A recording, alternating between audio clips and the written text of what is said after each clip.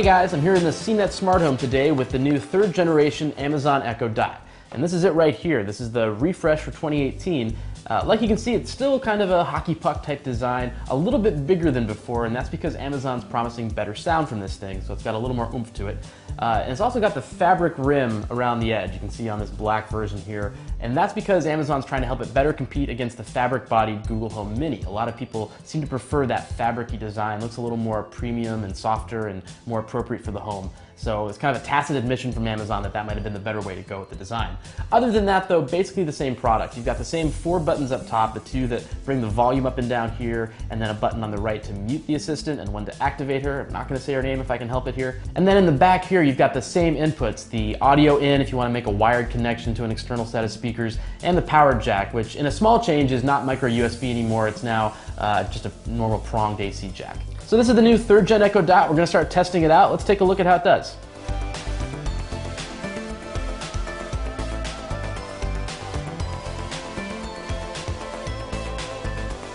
Amazon's first 2 Echo Dots hit the market without any real competitors. Now, the Echo Dot 3.0 has to contend with the Google Home Mini, a popular alternative that looks and sounds better than the last Dot did.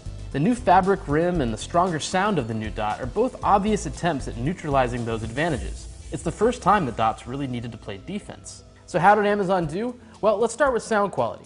Amazon tells us that the new Dot is 70% stronger than the old one, and I gotta say, if you listen to the 2 back to back, you'll definitely hear the difference.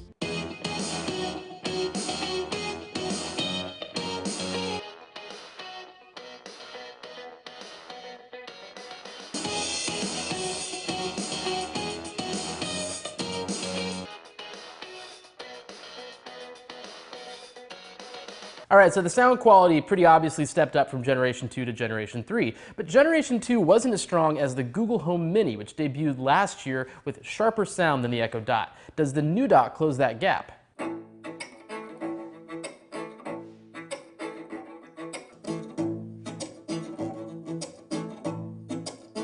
Well, it's dark in the city, I've lost my pride.